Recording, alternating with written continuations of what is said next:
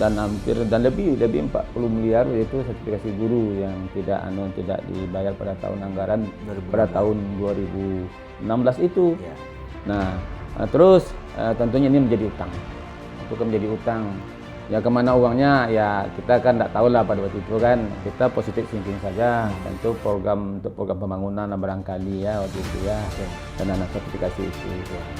Menjadikan Kuantan Sengingi ini kabupaten yang unggul di Provinsi Riau, unggul sejahtera dan agami di Provinsi Riau tahun 2021. Ya. Itu kan memang mimpi kita memang sangat indah. Kan kita boleh mimpi tinggi-tinggi kan boleh kan, gitu kan. Tapi memang dengan keterbatasan untuk uang darah kita, ya kita memang terseok membangun. Nah makanya perlu kami sampaikan bahwa kita desa kita gaji kepala desa dan perangkat desa kita alhamdulillah tertinggi di Riau. Oh ya? Tertinggi di Riau Pak Eka. Nah, Alhamdulillah. ya saya sebenarnya tidak mau gitu kan mencita-citakan ini kan kelemahan-kelemahan orang gitu kan. Tapi kita harus belajar dari situ. Belajar dari situ. Untuk apa kita bangun kalau tidak kita pergunakan, kita manfaatkan dengan baik. Semangat beliau dalam membangun infrastruktur di pariwisata pada waktu beberapa yang lalu itu pacu jalur sempat kontroversi antara dilaksanakan atau tidak karena di masa pandemi, dan beliau memutuskan bersama Forkompinda untuk tidak dilaksanakan. Tidak dilaksanakan. Oke, bisa ceritakan tentang ini Pak? Per kilo. Spekulan susah main ya? Susah main. Nah, susah main. Nah, alhamdulillah juga Kuantan Sengingi sudah diberi kepercayaan oleh Menteri Perdagangan untuk melaksanakan lelang karet itu.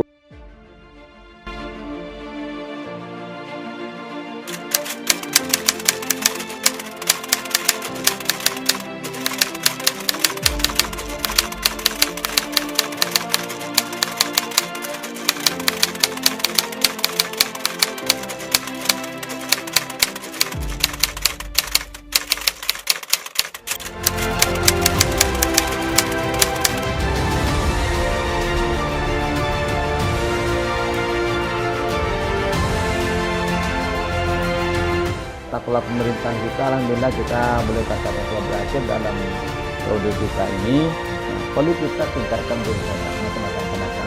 Nah, perlu kita tingkatkan karena kita ini juga pelayanan kita ini tidak hanya sampai di kabupaten dan kecamatan saja, tapi kita berharap pelayanan ini baik sampai ke desa-desa kita.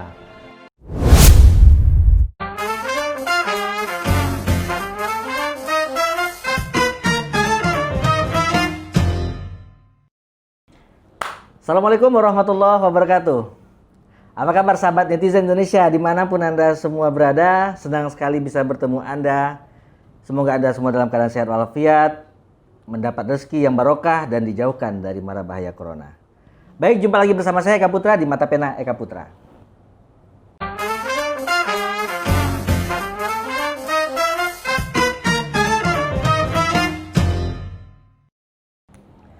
Ya, pemirsa, pada hari ini saya berada di rumah salah seorang calon Bupati Kuantan Sengingi yang kembali bertarung.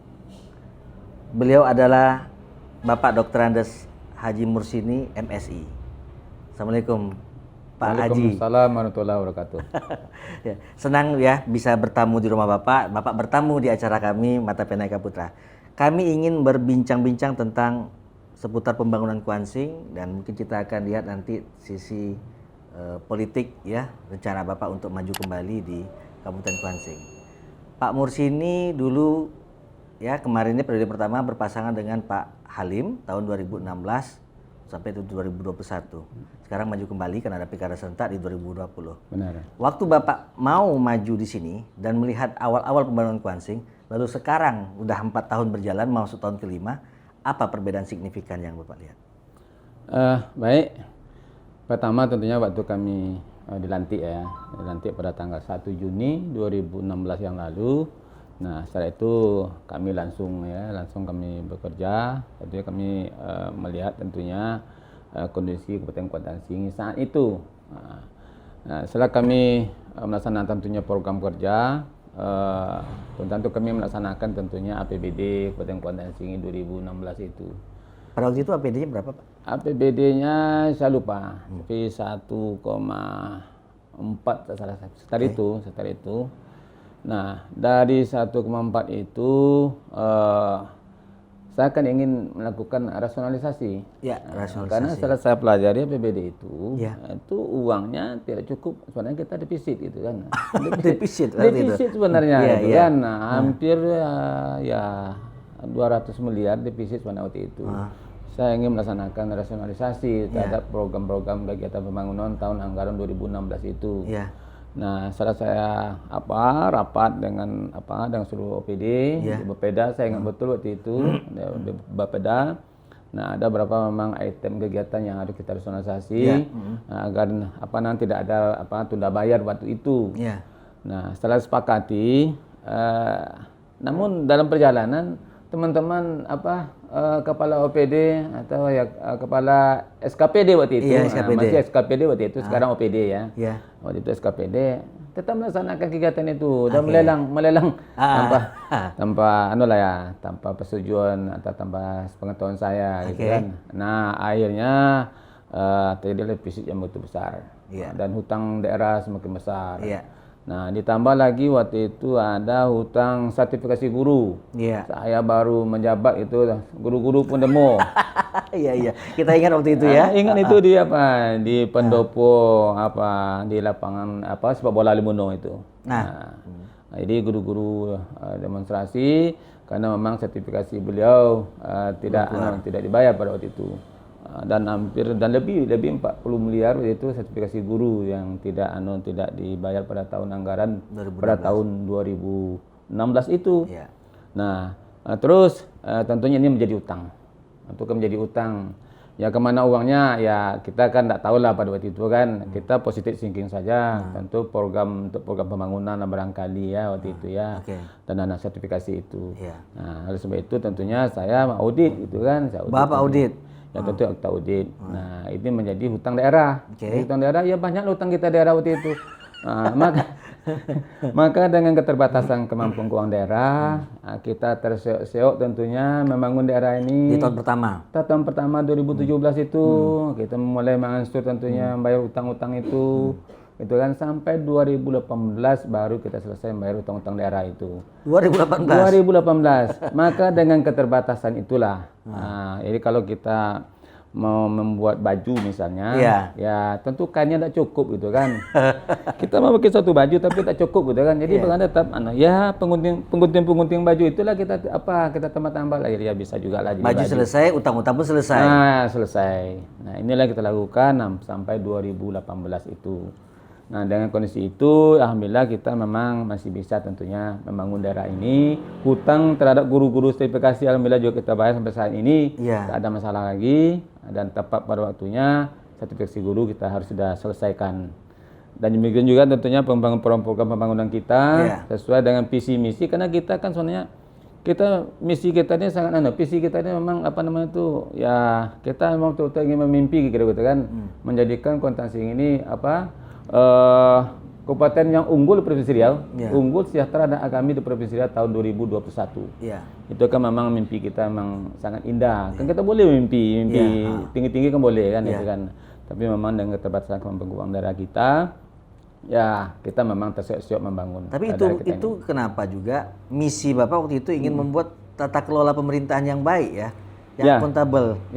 Nah, ini dalam visi misi kita itu kan kita ingin maju ini. Nah, maka salah satu adalah kita ingin kita tata kelola pemerintahan kita yang baik dengan pelayanan pada publik yang prima.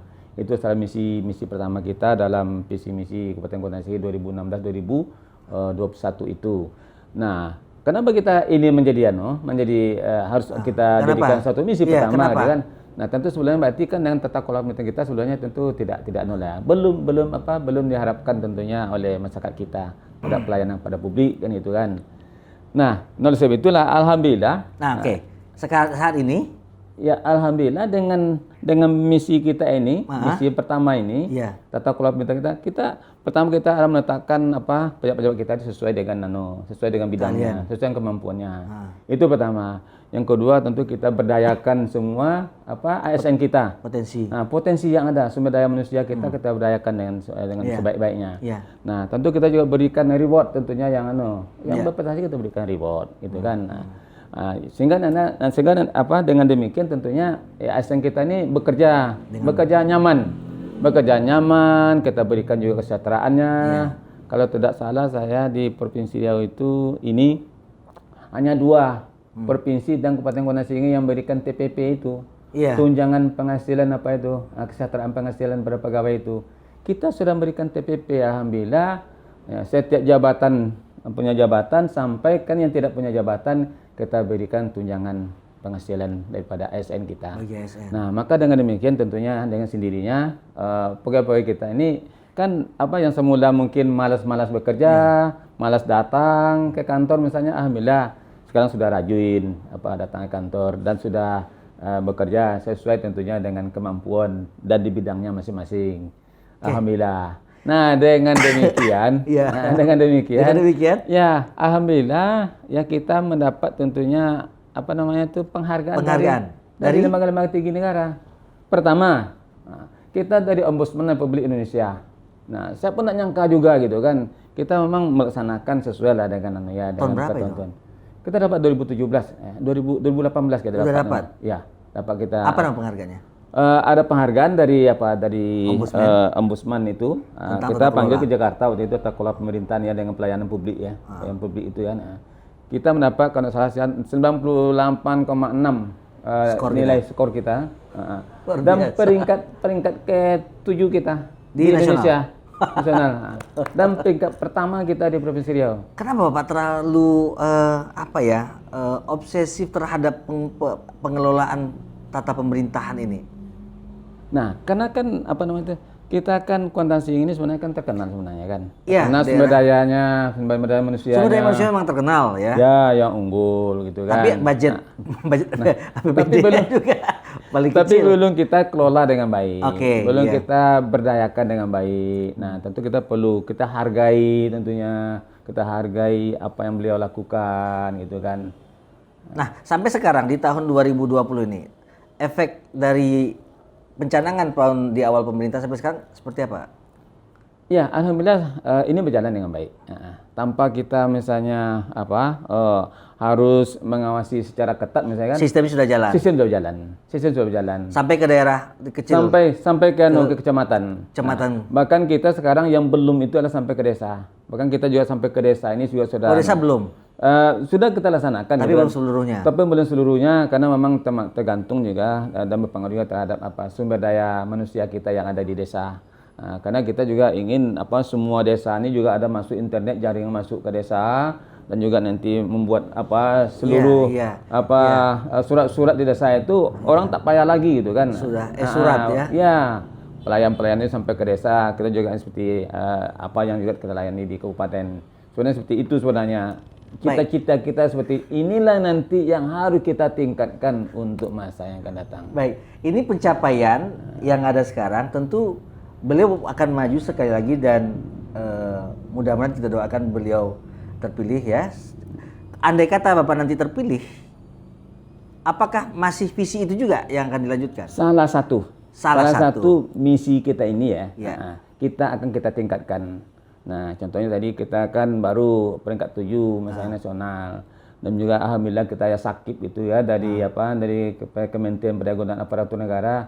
Kita sudah dapat nilai B. Nilai B. B. Bahkan ya kita lebih tinggi daripada kota kita menjadi pusat ibu kota Provinsi Riau misalnya kan. Yang masih CC. Alhamdulillah kita sudah B gitu kan. Dan kita ingin meningkatkan menjadi BB sekarang. Kita tingkat BB dari B saat ini. Dan juga lakip kita dari sekarang dari level level 2, level 1 kita sekarang sudah level 3 gitu. Minoritas kita sudah level 3. Nah, inilah harus kita tingkatkan untuk masa-masa datang. Sesuai dengan visi dan misi kita saat ini sebenarnya sudah tercapai. Tapi kita ingin meningkatkan itu. Nah, sehingga nanti dengan tata kelola pemerintahan kita yang baik ini, dengan demikian dengan keterbatasan kemampuan keuangan daerah kita, gitu kan. Nah, maka nanti kita benar-benar nanti ya uang yang sedikit itu bisa kita manfaatkan dengan sebaik-baiknya. Nah, dan inilah yang perlu yang kita tingkatkan untuk masa-masa akan datang dalam mengelola pemerintahan ini. Baik pemirsa, kami akan gali lebih dalam lagi diskusi bersama Bapak Haji Mursini. Tentu saja kita kaitkan dengan keadaan sekarang beliau yang maju bersama calon wakil bupati Bapak Indra Kota. Seperti apa? Tetap di Mata Penaika Putra.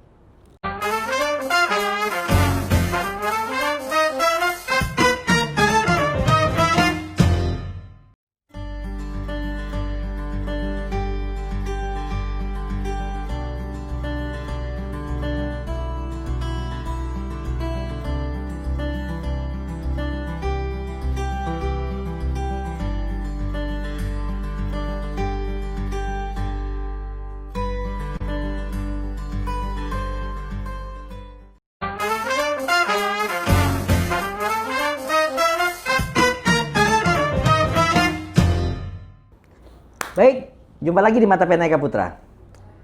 Pemirsa, ada yang menarik, Pak Mursini ini maju untuk kedua kalinya berpasangan bersama Pak Indra Putra atau yang juga dikenal Indra Kota. Pak Indra Putra ini adalah kolega beliau dulu tahun 2014 ke 2019 waktu menjadi anggota DPR yang pada akhirnya sama-sama mundur untuk maju di pencalonan di Kabupaten Kuantan Sengingi. Dan sekarang mereka bergabung bersama untuk di periode kedua Pak Mursini. Pak, kenapa memilih Pak Indra sebagai calon wakil? Nah, dia begini. Tadi saya sampaikan memang kita kan ingin mengelola pemerintahan ini dengan baik. Oke. Dan kita ingin meningkatkan untuk masa yang akan datang. Ya. Nah, oleh sebab itu tentu kita harus mencari wakil kita yang paham tentunya dengan paham dengan pemerintahan. Ya. Nah, oleh sebab itu saya yakin dan percaya apabila ini kami ini nanti berhasil gitu kan, beliau bisa dan dapat membantu saya tentunya dalam bidang pemerintahan dan juga mungkin akan bisa berbagi gitu kan, berbagi tugas luar dan tugas di dalam pemerintahan. pemerintahan. Swasta, bukan birokrat. Ya, tapi beliau sudah pernah mengalami dan juga punya pengalaman di pemerintahan, yakni di DPRD. Nah, DPRD itu kan pemerintahan. Karena pemerintahan ini tadi eksekutif dan legislatif. Nah, eksekutif ya inilah. Dulu satu komisi ya? Satu komisi kami. Satu komisi. Dan sekarang satu komisi lagi di 2020 ini. Iya. Lalu sama-sama mundur. Sama-sama mundur waktu kami. Maju tahun 2015. Kami sama-sama mundur. Ya, beliau maju sendiri dan saya maju waktu itu juga menjadi calon bupati Kuantan Sengingi. Beliau juga demikian. Iya. Ya. Oke, jadi sekarang sama Pak Indra maju menjadi calon. Ya. Kekuatan apa yang lain Bapak lihat pada profil Bang Indra sehingga dia bisa diyakini untuk memenangkan pemilihan kepala daerah ini? Secara matematis ya. Matematis, baik. Secara matematis, saya hanya unggul dari beliau itu adalah 348 suara. Ush, tipis. 348 suara. Iya. Saya unggul dari beliau. Waktu pemilu itu? Waktu pemilu 2015 yang lalu. Jadi waktu pemilu sebelumnya, Pak Mursini ini berpasangan dengan Pak Halim, Pak Indra berpasangan dengan Bu Kompre. Konferensi. Dan mereka menang tipis. Menang tipis kita. Hanya selisih 348 suara. 48 suara. Nah, apabila misalnya suara Indra Putra itu misalnya, walaupun tak mungkin lah 100% gitu Ya. kan. Tapi jelas beliau punya pendukung. Nah, beliau juga punya tim-tim dulu itu. Nah, apabila ini kita berdayakan juga gitu kan. Nah, dan itu terasa sekarang. Kita. Ya. Dan itu terasa pada tim yang sekarang. Iya, iya benar. Nah, ya, ini terasa. Nah, ini menurut kita yakin kita bisa tentunya memenangkan pertarungan pilkada ini pada tahun 2020 ini. Tapi rivalnya cukup berat ini, Pak. Benar. Mantan wakil Bapak juga, ketua DPRD Kabupaten Kuantan Sengingi juga. Benar. Ya, karena jujur saya sampaikan, saya tidak pernah juga menganggap lawan-lawan kita itu ringan. Iya, betul. Kita harus menganggap semua lawan itu berat. Iya, betul. Karena kalau kita ringan kita tidak bekerja kita. Iya, betul. Tapi kalau semua kita anggap berat, kita nanti bekerja keras kita kan. Karena kita tak cukup hanya dengan doa gitu kan. Ikhtiar ya. Kita tidak cukup dengan doa, tapi kita disuruh Allah juga ikhtiar Iya. dan berusaha. Iya. Nah, baru doa gitu kan. Nah, Iya. bagaimana Allah mengabulkan doa kita kalau kita tak ikhtiar gitu kan. Nah, itu. Jadi, Lebih berat merebut apa mempertahankan sih? saya rasa memang sama saja gitu. Sama saja. Sama saja. Sama saja. Karena merebut juga ya orang kan berkuasa lah namanya, enggak punya kekuatan gitu kan. Kan susah juga merebutnya. Nah, demikian juga untuk mempertahankan ini. Karena mempertahankan ini tentu orang juga ingin merebut tentunya apa yang telah kita yang telah kita kondisi kita saat ini tentunya. Nah, tentunya semua kan kita anggap adalah berat semua. Baik bagi mempertahankan maupun juga merebut kemarin itu. Nah, tapi yang penting bagi kita adalah tentu tetap ikhtiar dan usaha tentunya. Dan mudah-mudahan Allah tentunya akan meridhoi tentunya usaha kita. Ya, kami banyak juga mendapatkan informasi dari teman-teman ya, sebagian juga dari teman-teman wartawan bahwasanya selama Pak Mus ini menjabat itu cukup merata, tapi tidak ada yang menonjol dalam satu sektor, ya baik apakah fisik ataukah itu pembangunan infrastruktur, Pak. Apakah itu benar atau ada yang mau diperbaiki dari pendapat itu? Baik. Dan memang kita tidak membangun tentunya misalnya gedung-gedung yang monumental misalnya betul. Anggaplah seperti itu misalnya kan. Karena kita akan membangunnya sesuai pertama dengan visi misi daerah yang telah dulu kita susun. Visi misi daerah itu kita jadikan jadi visi misi daerah. Iya. Nah, itu menjadi rencana pembangunan jangka menengah daerah. Iya. Dan singkat dengan PJMD, PJMD 2016-2021. Iya. Itu yang penting tuh yang harus kita laksanakan. Dan ini sesuai kita lakukan adalah kebutuhan masyarakat. Tapi bukan berdasarkan membangun keinginan Mursini atau keinginan bupati gitu kan. Kita ini membangun sesuai dengan kebutuhan masyarakat. Karena kalau sesuai keinginan kita nanti tidak dibutuhkan oleh masyarakat, untuk apa? Tidak berguna dia. Nah, contoh misalnya kan. Nah, ya saya sebenarnya tidak mau gitu kan mencita-citakan ini kan kelemahan-kelemahan orang gitu kan. Tapi kita harus belajar dari situ. Gitu kan. Belajar dari situ. Untuk apa kita bangun kalau tidak kita pergunakan, kita manfaatkan dengan baik. Nah, misalnya ada bangunan-bangunan yang gedung-gedung itu misalnya apakah itu juga stadion misalnya kan, dan juga hotel atau juga mungkin kampus universitas unik itu. Anggaplah itu misalnya. Monumental. Nah, kita kan susah karena unik itu tidak bisa kita hibahkan kepada yayasan itu. Unik itu adalah Universitas Islam Kota Singgi. Ya, itu yayasan.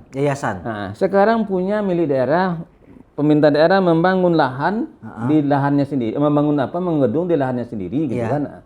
Yang disebut memang unik gitu kan. Nah, dulu nomenklaturnya unik di pembangunan itu gitu kan. Nah, tetapi oleh aturan belum boleh untuk serahkan dan hibahkan kepada yayasan itu. Karena yayasan dia juga ada benefit juga situ kan. Ada juga mencari keuntungan. Nah, tapi yang jelas menurut aturan belum boleh. Nah, saya diingatkan oleh pengacara negara, dalam ini adalah baik di kejaksaan maupun di pengadilan negeri. Waktu itu Pak Reza waktu itu ketua pengadilan kita, dan juga Pak Heru, Pak Hari, kejaksaan kita mengingatkan saya untuk tidak diserahkan itu. Supaya hati-hati untuk itu. Karena memang belum ada aturan untuk menyerahkan itu. Karena memang perguruan tinggi itu adalah kewenangan pusat, tidak kewenangan daerah. Kecuali katanya itu menjadikan universitas negeri, bisa dihibahkan. Jadi saya kan memang harus hati-hati untuk itu gitu kan. Kalau bisa sekarang saya hibahkan itu kepada yayasan. Kalau boleh. Tapi ada aturan-aturan yang demikian juga hotel itu kita kan daerah tidak boleh berbisnis. Tidak boleh berbisnis. Hotel sekarang dalam problem tidak boleh berbisnis. Anggaplah itu misalnya. Demikian juga stadion misalnya kan, stadion gedung itu. Nah, oleh sebab itulah supaya ini tetap bisa kita manfaatkan, makanya saya kemarin berjuang untuk mendapatkan tuan rumah Poprov Riau 2021. Dan alhamdulillah memang kita berhasil dipercaya oleh kabupaten kota dan KONI provinsi termasuk juga pusat mendukung kita untuk Poprov 2021 itu di Kota Singgi jadi tuan rumah. Nah, tujuan kita adalah supaya itu bisa kita manfaatkan, kita pergunakan. Kalau tidak kan tak bisa kita gunakan gitu kan. Minimal untuk penuh cabang-cabang olahraga yang ada di situ. Ya, Kuansing juga pernah punya venue-venue juga. Ya, itulah stadion itu kan, termasuk gor-gor yang ada itu. Nah, kita memang bangunan kita karena sesuai dengan visi misi kita. Kita salah satu misi juga tadi kan apa ya, tata kelola pemerintahan ya. Salah satu misi kita juga adalah kita ingin menjadikan Kuantan Singi menjadi destinasi wisata di Provinsi Riau. Nah, itulah yang kita bangun. Nah, semua tempat pacu jalur kita, rayon-rayon yang ada di Kabupaten Kuantan Singi ini, itu sudah kita bangun semua tribun tempat pacu jalur itu, arena pacu jalur itu. Mulai dari Kuantan sampai ke Serenti sudah kita bangun semua. Ada berapa tribun yang kita bangun. Nah, apakah itu juga kita tidak bangun gitu kan? Itu kan mengada-ngada juga namanya. Boleh dilihat juga gitu kan. Ada tribun pacu jalur ada di Sungai Pinang, ada yang di Lubuk Jambi, ada Kecamatan Gunung Toar, ada di Kuantan Tengah ini ada kita bangun di Kari, sudah 4 itu ya. Kita bangun di Benai, Pengian, di Basra, Inuman, Serenti, ada lebih kurang 10 tribun yang sudah kita bangun itu kan. Itu juga miliaran rupiah dana untuk membangun itu. Nah, sehingga panitia pacu jalur di kecamatan yang menjadi tuan rumah rayon pacu jalur itu sudah punya tribun yang representatif. Tidak lagi pakai tenda, pakai kayu gitu. Sudah ada turnamen pacu jalur kita di tiap rayon di kecamatan itu. Nah, ini sudah kita bangun semua. Nah, di samping itu juga kita bangun sarana prasarana di objek wisata kita. Di samping wisata budaya kita, pacu jalur. Nah, dan juga kita bangun tentunya sarana prasarana di objek wisata wisata alam kita yang ada. Kuantan Singi terkenal juga dengan beberapa titik objek wisata ya, diantaranya beberapa titik air terjun ya Pak. Air terjun kita. Nah, air terjun ada air terjun Batang Koban. 7 tingkat Batang Koban namanya di Lubuk Macang. Nah, untuk mempermudah orang pergi ke sana, gitu kan, kita bangun tribun, kita bangun dermaga di sana. Supaya dermaga tempat bot yang ke sana itu. Ya, beberapa waktu lalu Gubernur Riau ya Pak ya, berkunjung ke sana. Kebetulan kami para wartawan memang mengikuti situasi itu ya cukup sulit lah kita harus lewati. Tapi ternyata dari tengah di pinggir sungai itu ada dermaga besar yang dipersiapkan untuk para wisatawan. Perwisata kita. Jadi orang yang datang nanti ke sana, berkunjung ke sana sudah lebih mudah karena sudah ada dermaga di sana. Nah, tinggal lagi satu yang harus kita bangun nanti adalah di Lubuk Macang yang belum. Nah, kita sekarang cari lokasi yang lebih strategis tentunya untuk memudahkan orang untuk berwisata dan untuk pergi ke air terjun Batang Koban itu. Itu yang air terjun Batang Koban. Ada juga air terjun ada Guru Gemurai. Juga Guru Gemurai di Apa aja Pak? Batang Koban, Guru Gemurai. Ada Ulu Lembu. Ada lagi yang Tiga Murai juga ada.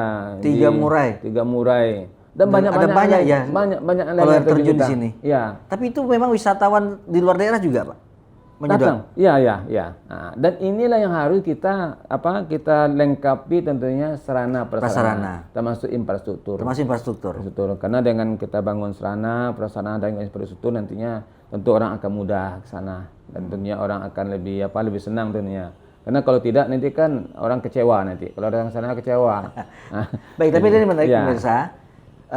Semangat beliau dalam membangun infrastruktur di pariwisata pada waktu beberapa yang lalu itu pacu jalur sempat kontroversi antara dilaksanakan atau tidak karena di masa pandemi, dan beliau memutuskan bersama Forkompinda untuk tidak dilaksanakan. Oke, bisa ceritakan tentang ini Pak? Nah, dia begini, waktu itu kan Kabupaten Kuantan Singi kan banyak juga masyarakat yang ingin dilaksanakan ya, banyak melaksanakan. Waktu itu kita kan masih zona hijau. Dari 102 kalau tidak salah saya kabupaten kota di Indonesia yang zona hijau termasuk salah satunya Kabupaten Kuantan Singi. Nah, kita masih bertahan pada waktu itu. Nah, maka Pak Gubernur waktu itu sudah mengizinkan untuk pacu jalur itu. Untuk diperbolehkan pacu jalur ini. Karena kita zona hijau. Karena zona hijau. Nah, tapi setelah itu saya tetap mengantisipasi gitu kan. Saya memang ada catatannya. Ada catatannya dengan catatan tetap melaksanakan protokol kesehatan, protokol Covid. Nah, maka dengan bingung saya bingung. Saya waktu itu dikejar oleh teman-teman media waktu itu termasuk juga televisi, Riau TV juga mengajar saya. Oke. Nah, bagaimana ini Pak Pak Bupati? Apakah sudah boleh ini masyarakat untuk ikut latihan, melaksanakan latihan? Iya, karena sebelum Latihan, sana harus bikin latihan ya. latihan dulu, ya kan? ya. Nah, karena itu sudah diizinkan oleh Pak Gubernur ya. Tunggu dulu, sebenarnya kita pelajari dulu. Oke. Karena bagaimanapun kita harus tetap melaksanakan protokol kesehatan. Karena lebih utama itu keselamatan masyarakat. Keselamatan masyarakat diutamakan. Nah, terus setelah itu kami juga melaksanakan tentunya rapat khusus untuk itu. Nah, semua Prokopimda dan juga semua gugus tugas yang terlibat COVID ya, gugus tugas COVID ya yang terlibat kita rapat dan saya sampaikan. Nah, saya sampaikan waktu itu kita kan bagaimanapun kita harus melaksanakan protokol kesehatan. Nah, sepanjang pacu jalur arena pacu jalur kan lebih kurang 1,5 kilo gitu orang penontonnya. Nah, kali 2 seberang sananya berarti kan 3 kilo. Iya. Nah, bagaimana kita untuk melaksanakan protokol kesehatan? Nah, pertama, yang kedua berapa yang kita siapkan misalnya wastafel untuk cuci tangan, berapa yang kita siapkan misalnya kan. Saya sampaikan seperti itu kepada teman-teman peserta rapat waktu itu.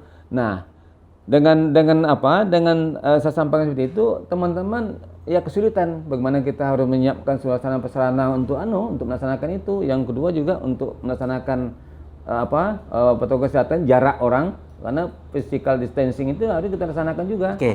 Jarak orang. Iya. Bagaimana kita mengatur jarak orang seratusan ribu yang datang itu. Nah, akhirnya diputuskanlah berarti tidak bisa kita Karena laksanakan. ketidakmungkinan untuk melaksanakan itu dan demi keselamatan, maka ditiadakanlah tahun itu.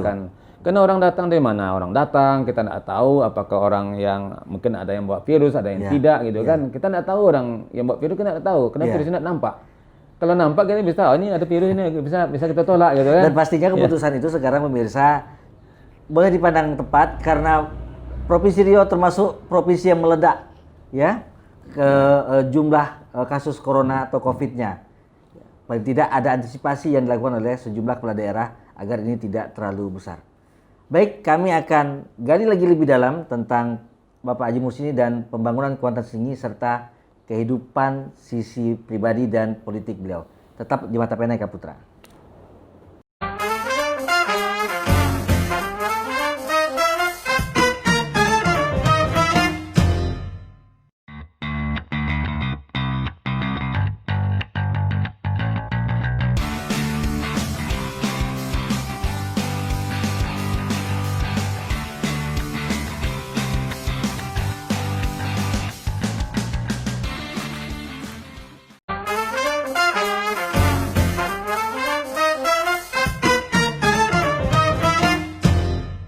Baik, jumpa lagi di Mata Pena Eka Putra. Pemirsa, seperti apa yang saya sampaikan sebelumnya, kita akan coba mengulik profil beliau. Pak Mursini ini adalah anak jati Kuantan Singgingi yang lahir di Desa Seberang Gunung, Kecamatan Gunung Toar. Kecamatan Gunung Toar. Kira-kira 16 kilo dari sini. Dari sini, ya. Sekolah SD-nya di situ, Pak? SD di sana. Gimana kehidupan Bapak? Kabarnya anak veteran, bukan anak tokoh besar. Tidak. Sampai akhirnya lari ke politik, boleh diceritakan sedikit, Pak? Baik. Saya lahir memang di Seberang Gunung. Ya. Tahun 1958 yang lalu. Oke. Orang tua saya itu petani, ibu petani, Anak ayah petani. petani. Iya. Nah, cuma memang ayah saya ini dulu memang dia ikut berjuang. Ikut veteran. berjuang, iya. Mempertahankan juga kemerdekaan ya, mempertahankan kemerdekaan. Nah, termasuk juga ibu saya juga veteran sebenarnya. Oke. Karena veteran Iya, juga. Karena kan juga ikut dalam membela suami lah ya dalam perjuangan. Ya. Nah, karena memang ibu saya waktu itu menceritakan kepada saya bahwa dia pernah diinterogasi oleh tentara Belanda waktu itu. Karena ayah saya pergi gerilya gitu kan. Iya. Sementara ibu saya di rumah dan diinterogasi oleh Belanda. Di rumah? Di rumah, di jalan katanya, jalan mau pulang ke rumah. Nah, terus ditanya oleh Belanda. Apa tanya? Suami mana? Kira-kira seperti itu kan. Pergi bertani tuan. Kira-kira seperti itulah orang-orang ibu saya tuh mengungkapkan waktu itu. Di mana katanya kan, di seberang sana tuan, di seberang sungai. Jemput, ya kan. Saya tak pandai naik sampan tuan. Oleh karena itulah selamat ayah saya dan juga ibu saya juga selamat. Ya barangkali kita tidak tahu juga kok bisa pertanyaan dan jawabannya begitu begitu Menyelamatkan bisa. ya. Iya. Ada iya. kata pada waktu itu pandai naik sampan atau dicoba mungkin Nah, dijemput orang mungkin tua karena tuh. pandai menjawab saja. Ah. Nah, saya yakin ibu saya bisa naik sampan, tapi mengatakan dia tidak pandai naik sampan. Iya. Ya seperti itu. Jadi ayah saya itu pejuang veteran lah waktu itu. Jadi anak petani, anak-anak orang biasa saja. SD SMP di situ. Saya SD di Seberang Gunung. Seberang Gunung. Ya, di Kecamatan Gunung Toar, dan SMP saya sini. Di Saya Talu. sekolah teknik di sini dulu. Oke. Sekolah teknik saya di sini, dan terus baru saya melanjutkan sekolah teknik menengah atau STM di Pekanbaru. STM Pekanbaru Jalan Patimura. Oh, alumni STM Nah, Pekanbaru. STM. Ya. Siapa ada alumni STM? Oke. Iya. Tamat STM? Tamat Tapi kenapa STM. ke Pisipol? Nah, itu. Kenapa justru namanya bukan ke teknik Unri atau ke FNGT pada waktu itu, Ya. tapi justru lari ke Fakultas Ilmu Sosial. Nah, ceritanya begini. Saya kan memang cita-cita memang dari kampung dia ingin jadi insinyur dulu sebenarnya. Jadi insinyur. Iya. Nah, tapi memang terbatas kemampuan ya ekonomi orang tua. Pertama, karena saya tamat STM itu tak bisa melanjutkan ke Fakultas Teknik. Iya. Karena waktu itu Undri belum ada Fakultas Teknik. Tak FGT belum ada ya? Belum ada. Oh, belum Yang ada waktu itu hanya ada Fisipol, ekonomi, dan Fakultas Keguruan dan FMIPA waktu itu. Iya, iya. Jadi tidak ada ya Berarti teknik. harus keluar dari Harus Riau. keluar dari Riau. Nah, keluar dari Riau, Oke. harus ke Jakarta.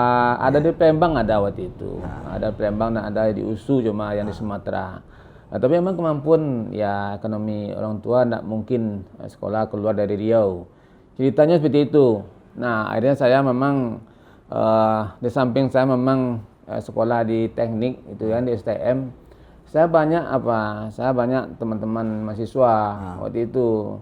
Kalau waktu itu kan mahasiswa itu kan itu aktif gitu ya. Ya. Aktif betul-betul idealisnya dipergunakan sesuai dengan sesuai dengan kondisi saat itu. Kalau misalnya ya memang kebijakan pemerintah itu tidak sesuai misalnya dikritisi. Tapi bukan dia bayar gitu kan. Tapi memang ideologinya begitu idealisnya memang begitu mahasiswa waktu itu kan. Nah, saya selalu berteman dengan teman-teman dari mahasiswa. Sewaktu sudah kuliah di Pisipol. Sebelum itu saya ada teman dengan mahasiswa. Sejak masih STM tadi. Iya. Di situlah muncul satu asrama, satu tempat tinggal juga dengan mahasiswa. Saya ikut juga berjuang sama-sama mahasiswa waktu itu tahun 77, 76, 77, 78 itu kan. Iya. Saya ikut ada teman-teman kakak-kakak kakak mahasiswa lah waktu itu. Nah, setelah itu saya putus harapan saya untuk jadi insinyur gitu kan. Karena enggak ada di Riau gitu kan. Saya muter-muter lah dia di Riau. Muter-muter lah dia cari dia di Pisipol. Pisipol waktu itu kan ada dua jurusan. Jurusan administrasi negara dan administrasi niaga. Oke. Nah, setelah itu waktu saya masuk itu dibuka lah ada tambah 3 jurusan. Apa tuh? Jurusan sosiologi, jurusan hubungan internasional, dan jurusan ilmu pemerintahan. Oke. Jadi sekarang menjadi 5 jurusan. Nah, karena saya memang lebih banyak juga kegiatan sosial gitu kan, masalah-masalah sosial ya. Ambil sosiologi. Ya. Akhirnya saya ambil sosiologi. Saya ambil sosiologi waktu itu. Maka saya daftar di Fisipol, dan ambilnya sosiologi. Nah, terus waktu itu baru saya datang pergi silaturahim ke rumah abang saya. Si Profesor Ali Imran, itu dia kan dosen Undri juga kan. Iya. Nah, jadi saya tadi mendaftar di Undri, saya bilang itu aja. Ayo udah, itu ada program baru itu.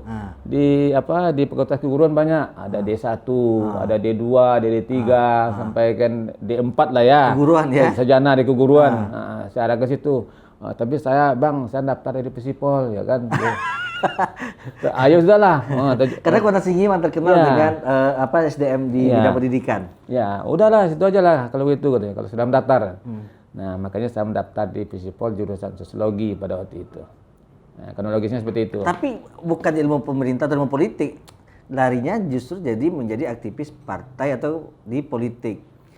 Karena sosiologi ini kalau dalam ilmu sosial sebenarnya kan juga induk ilmu sosial kan, induknya sosiologi itu induknya sebenarnya itu sosiologi karena juga filsafat kan itu kan. Maka itu saya memang karena kita selalu banyak melakukan komunikasi sosial waktu itu kan, interaksi sosial, maka itulah yang menarik saya waktu itu di ilmu sosial. Gabung di Partai P3. Nah, gabung ke Partai P3, memang juga waktu saya di STM ini juga saya sudah di P3.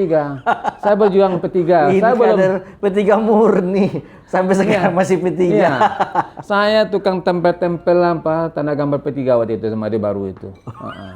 Karena takut juga kan saya sembunyi-sembunyi. Karena memang semua sampai ke sampai ke dunia pendidikan semua dikuasai oleh baru waktu itu. Iya. Susah memang kita. Termasuk juga waktu saya di Visipol itu. Oleh dosen saya waktu ujian, ujian semester ini. Ujian semester. Ujian semester Iya. ini.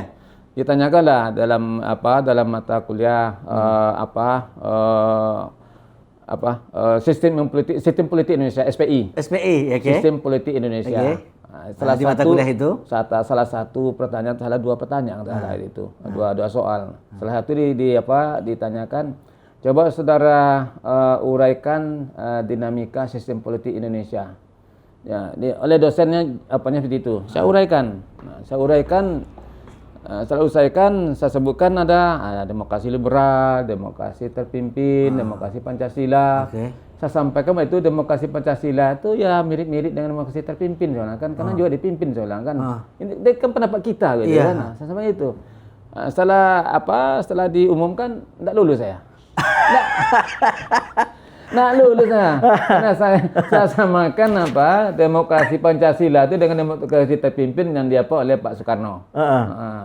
Soeharto dengan Soekarno. Ini berani kali. Ya. Nah, lulus saya. Nah, itu pertanda bahwa memang sampai ke dunia pendidikan waktu itu memang Orde Baru itu masuk kan ke sekolah gitu kan. Nah, terus karena saat ini kan transisi waktu itu antara sistem kredit semester dengan non kredit semester SKS. Ada ujian ulangan.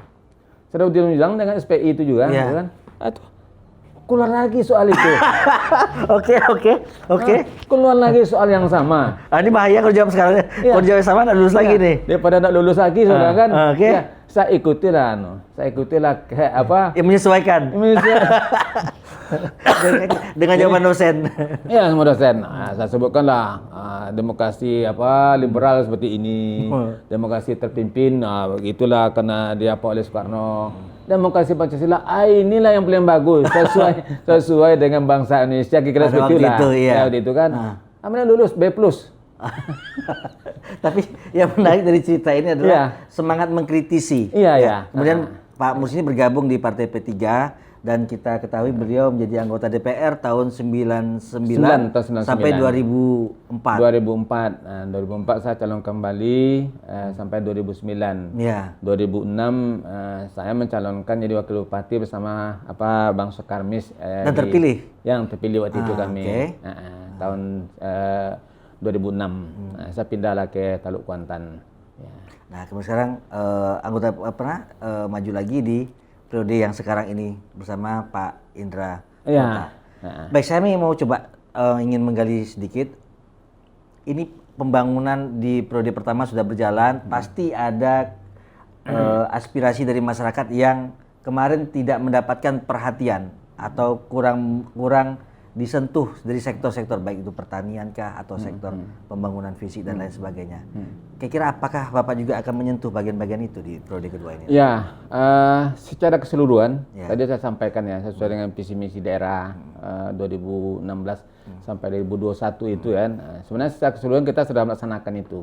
Nah, tapi memang dengan terbatasan kemampuan kemampuan ditambah hutang tadi yang kita lunasi di 3 tahun pertama itu. Ya. Di antaranya adalah tentunya infrastruktur jalan misalnya. Nah, infrastruktur jalan. Karena kita boleh dikatakan dengan tanpa ada hutang waktu itu hanya 2019. 2019. Ya, berarti 2019 kita lebih bisa kita tentunya untuk melaksanakan penggunaan dana daerah ini ke semua kabupaten kita di 15 kecamatan yang ada di Kuantan Singi ini. Setelah 2020 ini gitu kan 2020 ini nah kita kembali di dapat musibah non alam ini COVID. Nah sehingga dana kita ini ya di refocusing di refocusing kita refocusing dan tentunya dengan keterbatasan kemampuan ini Ya boleh katakan tahun ini kita tidak ada membangun jalan-jalan kita. Nah, jadi pengaspalan jalan kita boleh kita tidak ada tahun 2020 ini. Nah, terus kita juga sudah tunda tahun 2021. Nah, tahun 2021 juga juga sudah ada lagi pengurangan 200 miliar kita akuntansi. Oke, tahun 2021 ini pengurangan ya. 200 miliar. 200 miliar lagi. Lumayan besar gitu. itu. Lumayan besar lagi. Nah, bagaimana kita untuk membangun infrastruktur jalan yang sangat dibutuhkan oleh masyarakat kita. Karena memang infrastruktur jalan ini juga adalah dalam rangka untuk memperlancar orang dan harus barang gitu kan tentunya kan, dan sangat dibutuhkan oleh masyarakat kita. Nah, ini tentunya menjadi perhatian kita untuk masa yang akan datang tentunya. Nah, di sisi memang keberhasilan kita di bidang sumber daya manusia tadi ya. Misalnya, alhamdulillah kita tahun 2018-2019 tahun ajaran 2018-2019 itu untuk SMP kita peringkat pertama di Riau. Apa itu? Lulusan kita. Lulusannya. Lulusan kita SMP. Nilainya. Iya, nilainya peringkat pertama kita di Provinsi Riau. Nah, kalau digabungkan SLTP itu ya SMP dengan Sanawiyah, kita peringkat kedua setelah Kota Pekanbaru. Kota Pekanbaru. Nah, inilah yang perlu tentunya harus kita pertahankan dan kita tingkatkan untuk masa yang akan datang tentunya di bidang sumber daya manusia ya, pendidikan kita. Nah, banyak sisi lain yang telah kita ada juga PAUD kita. PAUD dulu kan PAUD kita itu baru 20% partisipasi PAUD kita dan juga lembaga PAUD kita. Nah, kita canangkan masa priorisasi kita ini, kita minimal satu desa itu salah satu PAUD. Alhamdulillah sekarang lembaganya juga sudah dari 218 desa, sudah hampir 218 desa itu sudah punya lembaga PAUD. Nah, karena kita begini, pendidikan ini memang harus kita awali dari usia dini. Ya. Harus usia dini. Ya. Nah, oleh sebab itulah kita di samping memang TK gitu kan, kita harus ada PAUD, lembaga PAUD itu di semua desa harus kita bangun. Nah, inilah yang menjadi perhatian kita. Nah, tinggal sekarang bagaimana juga untuk membantu pembangunan lembaga-lembaga itu. Kan belum juga semua kita bangun secara sarana prasarananya. Lembaganya sudah. Lembaganya sudah. Nah, di samping tentunya kita membangun tentunya sarana prasarana PAUD ini TK, dan kita juga harus bagaimana meningkatkan tentunya kesejahteraan guru. Nah, kita guru-guru itu kan baru kita sekedar kita memberikan bantuan kepada guru-guru PAUD kita ini. Nah, ini kan perlu kita tingkatkan juga untuk masa-masa yang akan datang. Nah, inilah yang harus kita lanjutkan di sisi peningkatan ekonomi kerakyatan kita. Nah, ekonomi kerakyatan kita akuntansi kan mata pencaharian masyarakat kita kan boleh katakan 90% mungkin ya, lebih kurang ya, lebih ya, 90% itu petani. Nah, petani tanaman pangan dan petani pekebun. Nah, petani tanaman pangan kita tanam padi. Dan padi kita baru bisa memproduksi 18.000 ton beras kita baru per tahun. Nah, baru bisa untuk memberi makan masyarakat akuntansi 50%. Nah, masih defisit kita beras.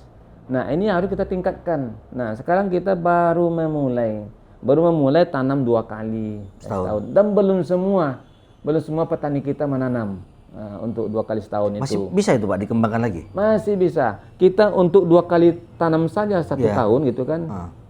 Dalam hitung-hitung saya itu sudah dapat untuk mengurangi defisit beras kita. Untuk masyarakat Kota Singi lah ya. Kendalanya di mana sih? Kendala pertama adalah memang kebiasaan kita ternak.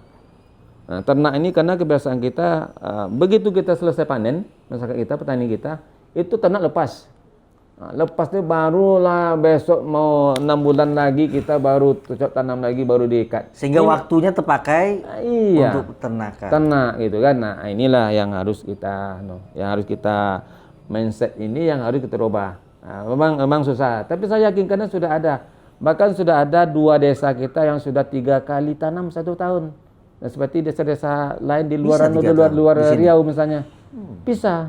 Sawah? Iya, sawah. Tanam padi sudah bisa. Nah, seperti Sumatera Barat misalnya dan juga di daerah yang maju di Jawa misalnya. Itu bisa. Nah, yang kedua kita bagaimana untuk meningkatkan produksi padi kita ini. Kita baru lebih kurang 5 kilo per ton. Sementara di Jawa dan Sumbar itu sudah ada 12 ton.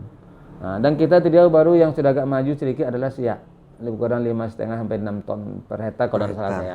Nah, kita berada di bawah Siak kita untuk produksi beras ini. Nah, inilah yang harus kita tingkatkan untuk masa-masa akan datang. Nah, termasuk juga nih, karena memang juga perkebun, kita kan perkebun juga nih, perkebun sawit dan karet. Nah, maka kita petani kita yang kurang mampu, kita sekarang sudah berikan bibit sawit. Dibantu oleh pemerintah. Bantu pemerintah bibit sawit. Disubsidi.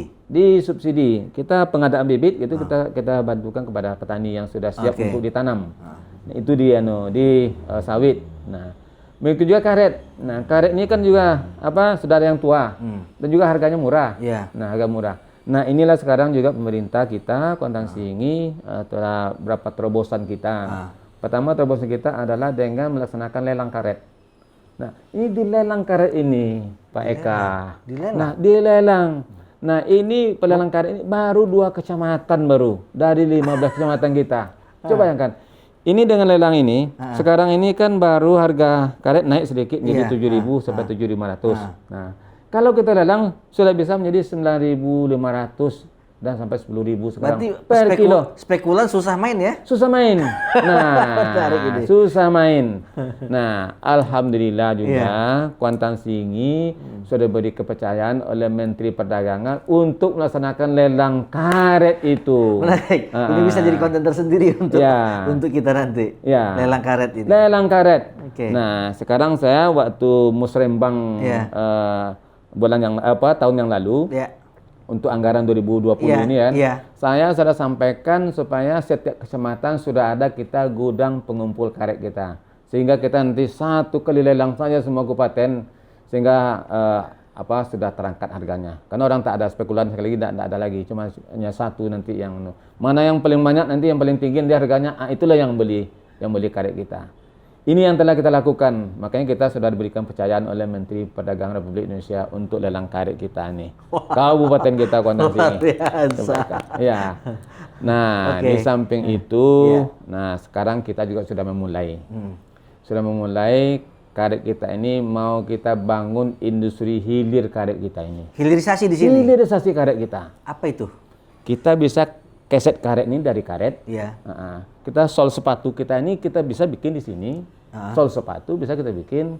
Nah, termasuk juga vulkanisir, ban sepeda, ban karet, ban Honda, ban mobil bisa kita bangun di sini. Di Kuantan Singi ini. Iya. Kan ada sepeda motor untuk apa ya? Itu BUMD nanti itu. Yang melaksanakannya. Bisa BUMD dan bisa petani kita. Tetapi karena sudah kita memulai, waktu itu saya percayakan kepada petani kita supaya segera memulainya. Jadi petani kita sekarang Apkakusi ini sudah punya PT petani kita Kuantan Singi ini. Koperasi. Iya, koperasi. Koperasi itu sudah membuat perusahaan ya. Inilah yang cekal bakal nanti. Padat modal itu? Ya. Padat modal itu? Padat modal, tapi tak terlalu mahal betul lah. Karena sudah ada beberapa mesin dibantu oleh pemerintah pusat dan juga sudah ada dibeli oleh koperasi petani karet bisa kita membuat ini. Nanti investor-investor luar untuk bisa membangun industrialisasi hilir juga di sini. Bisa, bisa. Tapi yang jelas kita ada untuk kita di dalam dulu. Untuk kita dulu. Dan kita telah bekerja sama dengan Baristan, Balai Industri Pertanian Karet di Palembang. 1 bulan yang lalu, saya sudah tantangan MOU. Apa isi poinnya itu? Poinnya adalah Baristan itu nanti akan melatih dan mendidik putra-putri kita untuk industri hilir karet ini. Semua yang hilirisasi karet ini bisa kita lakukan di sini. Nah, cuma ada di tanda kunci oleh Baristan itu, kepala balai itu kepada saya waktu itu, agar industri ini dicari betul mana yang mudah pemasarannya, marketingnya. Nah, jangan kita terlalu bernafsu semua kita produksi. Karena ini tidak terjual. Pasaran jadi nanti tidak terjual. Ya misalnya seperti karet keset itu kan. Keset ini kan bisa. Kita juga bisa intervensi nanti kan. Betul. Kita bangun itu, kita produksi itu. Semua Kuantan Singi ini bisa beli keset itu, kita bisa. Berarti tidak hanya di hulunya saja harganya bagus, tapi di hilirnya juga bisa dimanfaatkan. Sehingga tentunya di samping memang kita di ekspor mungkin karet ini kita juga bisa manfaatkan di dalam negeri. Bisa kita lakukan hilirisasi ini. Baik Pak, kami ingin mendapatkan mungkin pemikiran atau pendapat Bapak tentang 2 hal yang belum tersentuh, UMKM dan kesehatan. Ya, kesehatan. Nah, kesehatan alhamdulillah kita kan juga dalam rangka untuk meningkatkan tentunya pelayanan kita kepada publik ya, kesehatan kita. Nah, kita kan rumah sakit kita daerah, ya, kita kan sudah bangun ini. Kita sudah bangun tambahan tentunya ruang UGD kita sudah bagus sekarang, sudah bagus. Nah, demikian juga untuk tambahan ruang rawat inap, ruang inap juga sudah bagus. Nah, operasi kita adalah kita nanti di daerah kita ini, termasuk kabupaten-kabupaten tetangga ini berobatnya ke sini. Nah, baik di Mas Raya, Sumatera Barat, Sijunjung gitu kan, nah, maupun juga di Indagiri Hulu, dari Peranap dan Air Molek itu ya ke sini kita obsesi kita adalah berobatnya ke sini. Nah, maka kita secara berangsur di samping memang sarana prasarana gitu kan, termasuk juga alat kesehatan kita lengkapi. Nah, dan juga dokter-dokter kesehatan kita sudah banyak yang sekolah. Di antaranya juga ada dokter urologi kita sudah ada juga, sudah kita beli juga bantu peralatannya supaya nanti dokter spesialis kita tak pindah-pindah gitu kan dan bisa praktek di sini dia. Sementara sekarang ada yang sudah praktek juga bukan baru tapi izin ke saya, tapi tetap dia masuk di rumah sakit kita ini. Jadi kita ke depan itu masyarakat kita tidak hanya Kuantan Singi tapi juga kabupaten-kabupaten yang ada tangga ini berobatnya ke sini. Ini apa? Tapi kan itu harus selesai dulu yang di masyarakatnya puskesmas, kemudian yang bersentuhan langsung dengan masyarakat. Puskesmas kita alhamdulillah sekarang sudah kita bangun. Sudah bangun ruang-ruang mana yang perlu rawat inap kita bangun. Mana yang belum ada pesantren kita bangun sekarang. Nah, dan bahkan alhamdulillah puskesmas kita sekarang sudah bisa melayani tentunya masyarakat kita yang ada di Kuantan Singi. Maka oleh sebab itulah kita harapkan juga adalah masyarakat kita di luar Kabupaten Kuantan Singi. Kedepannya seperti itu. Baik, sebelum ke UMKM sedikit saya ingin pendapat. Ini barusan kita dapat mesin PCR dari pemerintah pusat ya.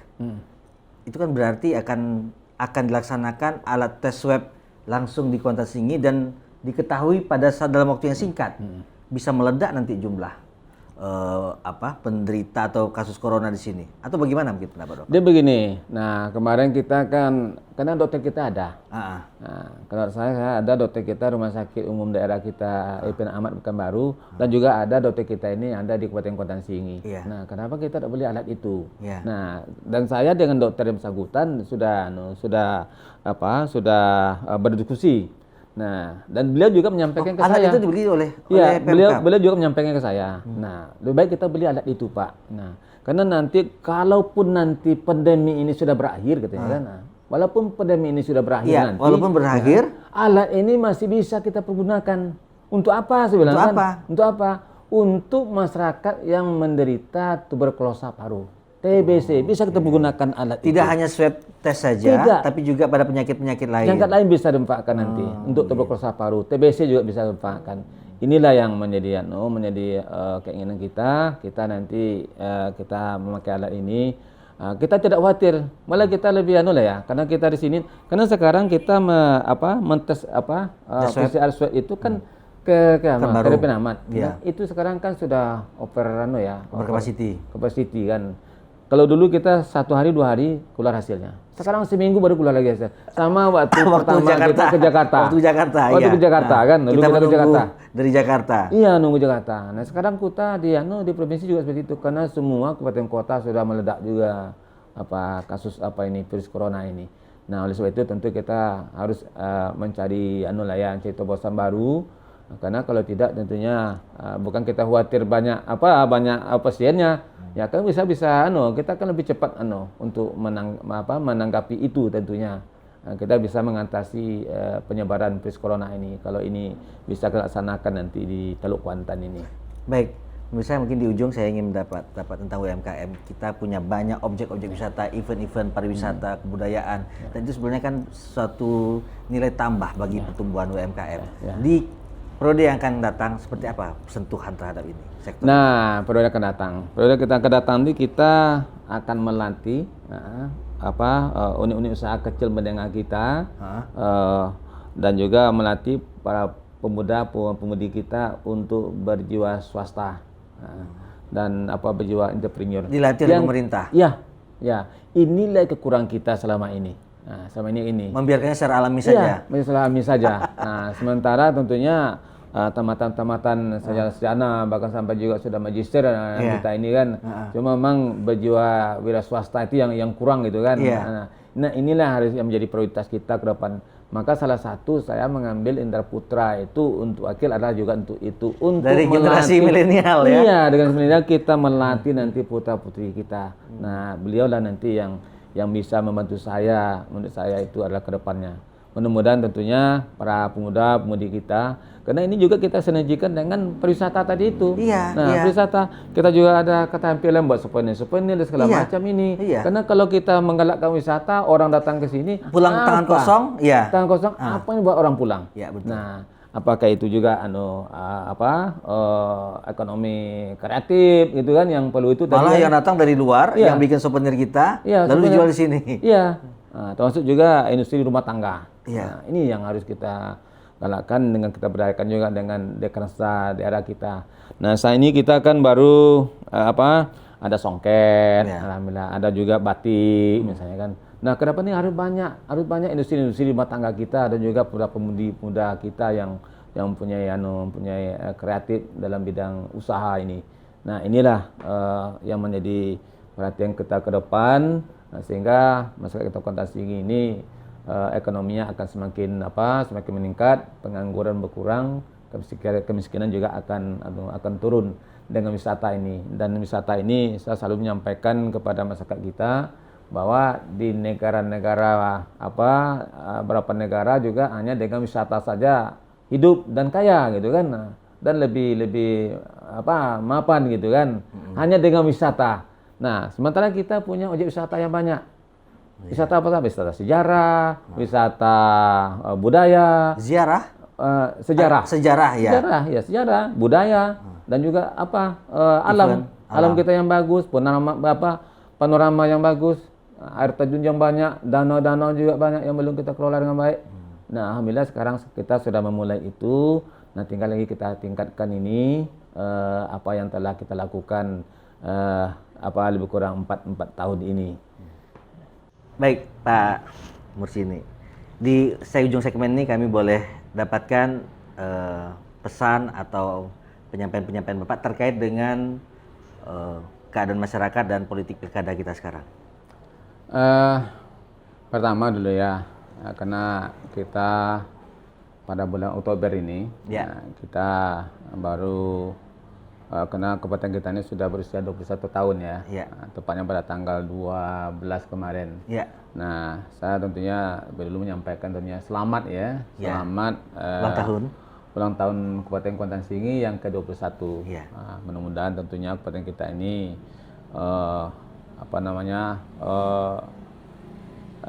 terbilang gitu kan, dan maju tentunya unggul dan lebih berdaya saing di Provinsi Riau untuk masa-masa yang akan datang. Itu pertama dulu. Nah, yang kedua yang ingin saya sampaikan adalah dengan suasana kita pandemi COVID-19 ini, pandemi COVID-19 ini, saya menyampaikan dan berharap kepada masyarakat kita Kabupaten Kuantan Singi, mari kita bersama-sama melaksanakan protokol kesehatan, protokol COVID ini. Nah, karena ini sangat penting bagi kita dalam rangka untuk mengatasi penyebaran virus COVID ini. Nah, maka ada 3M yang selalu saya sampaikan yang harus kita laksanakan. Pertama adalah memakai masker selalu tentunya bila kita keluar rumah. Yang kedua adalah selalu mencuci tangan dan pakai sabun. Dan yang ketiga adalah menjaga jarak. Nah, dan tidak usahlah kita bersalaman dulu karena dengan situasi pandemi ini, karena inilah yang perlu kita laksanakan saat ini sehingga kita dapat untuk memutus mata rantai penyebaran COVID-19 ini. Nah, ini yang kedua. Nah, yang ketiga tentunya saya bersama Indra Putra ikut pemilu kada tahun 2020 ini. Siap. Nah, insya Allah Dan tentunya pada tanggal 9 Desember yang akan datang. Ya. Nah, kami mengajak kepada masyarakat, kepada Kota Singi, Ya. pertama adalah doa. Ya. Doa dan restu masyarakat Kabupaten Kuantan Singi. Doa dan restu. Nah, doa restu. Nah, yang kedua tentu kami memilih pasangan Musi Indah Putra tanggal 9 Desember nanti dengan nomor urut 2. Insya Allah, kalau kita ini diridhoi oleh Allah SWT, maka kita akan melanjutkan beberapa program-program tentunya pembangunan yang kita laksanakan. Nah, tadi saya sampaikan diantaranya adalah di bidang pertanian kita tanaman pangan, dan bidang juga perkebunan, baik perkebunan sawit dan karet. Nah, kita beri bantuan bibit karet kita, nanti juga pupuk karet, nanti bantuan subsidi kepada masyarakat. Dan yang tak kalah penting, kita telah memulai membangun hilirisasi karet kita. Nah, mudah-mudahan ini jadi nanti menjadi sejahtera para petani kita, khususnya petani karet kita yang akan datang ini. Nah, itu di bidang ekonomi ya, bidang ekonomi kerakyatan kita. Di samping memang kita untuk menggalakkan juga wisata kita ini. Nah, di bidang kesehatan tadi saya sampaikan kita sekarang sedang membangun tentunya perbaikan pelengkapi tentunya baik sarana prasarana maupun gedung tentunya rumah sakit daerah kita ini. Nah, dan ini juga kita harapkan tidak hanya masyarakat Kuantan Singi, tapi juga mungkin masyarakat kita tetangga kabupaten kita ini bisa nanti untuk berobat di kabupaten kita, rumah sakit kita ini. Nah, makanya kita sedang membangun juga puskesmas kita yang ada. Di bidang pendidikan kita ingin meningkatkan. Ya, walaupun kita juara 1 tadi ya untuk tingkat SMP dan juara 2 untuk SMP SS namanya kita. Tapi ke depan kita ingin berdaya saing. Nah, maka perlu kita tingkatkan tentunya pendidikan kita ini. Nah, oleh sebab itu tentunya tak terlepas tentunya kita memperhatikan kesejahteraan guru-guru kita. Nah, karena guru-guru kita inilah dia bisa lebih tak memikirkan lagi dia dapurnya, demikian juga tempat tinggalnya dengan tempat dia mengajar dan juga hal lain tentu perlu kita perhatikan sehingga guru kita ini lebih nyaman tentunya untuk memberikan pendidikan bagi anak-anak kita. Tidak hanya sarana infrastruktur pendidikan saya, tapi juga perlu diperhatikan pada guru-guru kita. Nah, dan tata kelola pemerintahan kita, alhamdulillah kita boleh katakan sudah berhasil dalam periode kita ini. Nah, perlu kita tingkatkan untuk masa-masa yang akan datang. Nah, perlu kita tingkatkan karena kita ingin juga pelayanan kita ini tidak hanya sampai di kabupaten dan kecamatan saja, tapi kita berharap pelayanan ini baik sampai ke desa-desa kita. Nah, makanya perlu kami sampaikan bahwa kita desa kita gaji kepala desa dan perangkat desa kita alhamdulillah tertinggi di Riau. Tertinggi di Riau Pak Eka. Nah, ini adalah tujuan kita supaya perangkat desa kita, kepala desa kita ada juga dapat melayani masyarakat kita ini secara baik. Nah, makanya perimbangan undang-undang desa tentang desa itu ya, yang harus kita alokasikan 10% itu minimal ya untuk ke desa. Alhamdulillah kita telah melaksanakan itu. Nah, mungkin juga kita satu-satunya juga telah melaksanakan tentunya 10% itu dari keluarkan dana perimbangan itu kepada desa kita. Nah, ini juga dalam rangka untuk pemerataan pembangunan kita sampai ke desa itu. Nah, dan tahun ini kita tambah lebih pada 10% itu Pak Eka. Untuk kesejahteraan. Iya, jadi undang-undang tentang desa itu kita pemerintah daerah itu mengeluarkan 10% minimal itu, sekarang kita tambah. Nah, kita tambah lebih daripada 10% tahun 2020 ini. Nah, ke depan kita 2020. Nah, ke depan nanti kita akan tambah sesuai dengan kemampuan keuangan daerah. Nah, sehingga dengan demikian tentunya pemerintahan desa kita dapat melaksanakan tentunya tugas-tugas beliau dalam pelayanan kepada masyarakat desa. Selesai itu, maka oleh sebab itu Bapak Ibu sekalian pilih nomor 2 pasangan Musi Indah Putra. Terima kasih. Assalamualaikum warahmatullahi wabarakatuh. Waalaikumsalam warahmatullahi wabarakatuh. Baik pemirsa, dengan selesainya penyampaian dari Pak Musi tadi, maka selesailah perbincangan kita hari ini.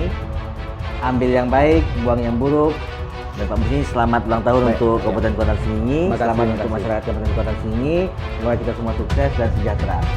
Baik, jangan lupa tetap bersua kembali bersama saya di Mata Pena Eka Putra pada episode berikutnya. Assalamualaikum warahmatullahi wabarakatuh. Waalaikumsalam warahmatullahi wabarakatuh.